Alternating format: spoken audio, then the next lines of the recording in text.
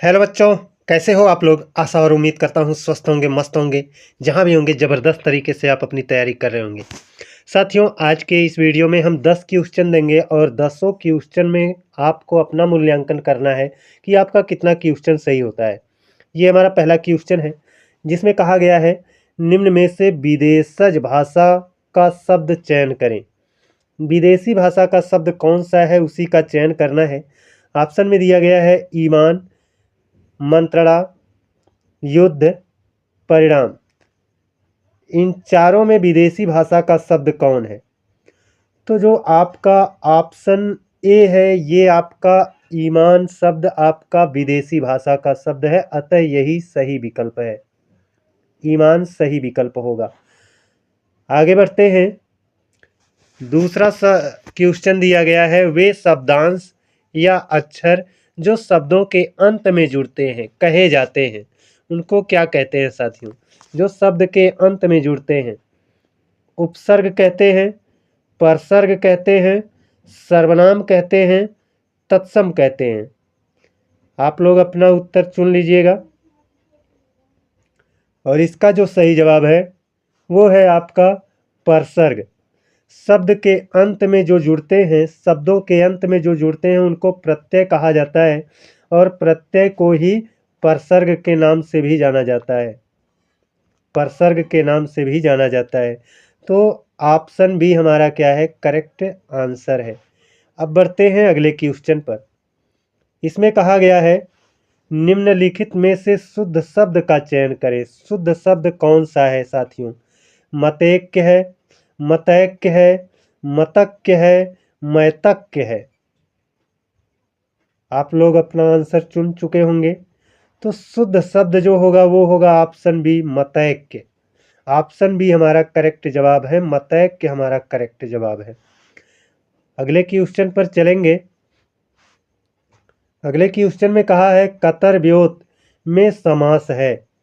Qatar व्योत में समास हमको ढूंढना है। अव्ययीभाव समास, तत्पुरुष समास, द्वंद्व समास, कर्मधारय समास। तो कतर व्योत में समास कौन सा है? आप लोग अपना आंसर चुन चुके होंगे।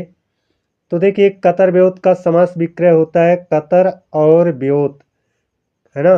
और के द्वारा दोनों को अलग किया जाएगा, कतर और व्योत। और जहाँ पर और के द्वारा दो शब्दों को अलग किया जाए वहाँ पर आपका होता है, आपका द्वंद्व समास होता है। कौन सा समास होता है? द्वंद्व समास होता है। जैसे माता पिता में द्वंद्व समास है, वैसे ही कतर व्योत में भी क्या है?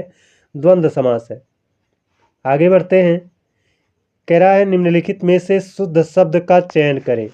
शुद्ध शब्द का चयन करना है। राजागण, व्यवहारिक, निश्चल, माननीय। सही विकल्प कौन सा है? तो सही विकल्प है आपका ऑप्शन डी, माननीय। ये आपका बिल्कुल शुद्ध है, बाकी तीनों आपके अशुद्ध हैं। राजागण नहीं, राजगण होता है। व्यवहारिक में या पर बड़ा आ की मात्रा ऐसे लग जाएगी, या पर बड़ा आ की मात्रा।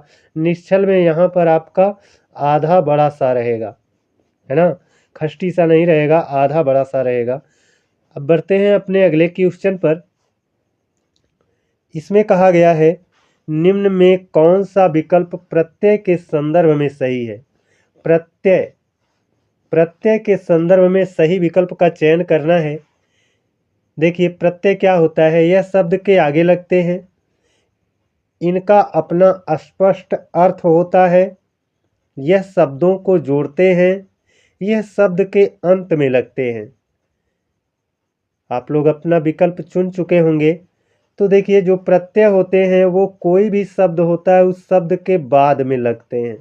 शब्द के बाद में जो लगते हैं वो प्रत्यय होते हैं, तो शब्द के अंत में लगते हैं। ऑप्शन डी आपका क्या होगा? करेक्ट जवाब होगा। अब बढ़ते हैं अपने अगले क्वेश्चन पर। कह रहा है, कौन सा शब्द अहि का पर्यायवाची नहीं है? अहि का पर्यायवाची कौन सा नहीं है यही बताना है। सिंदूर, सरीसृप, उरग, पवनास।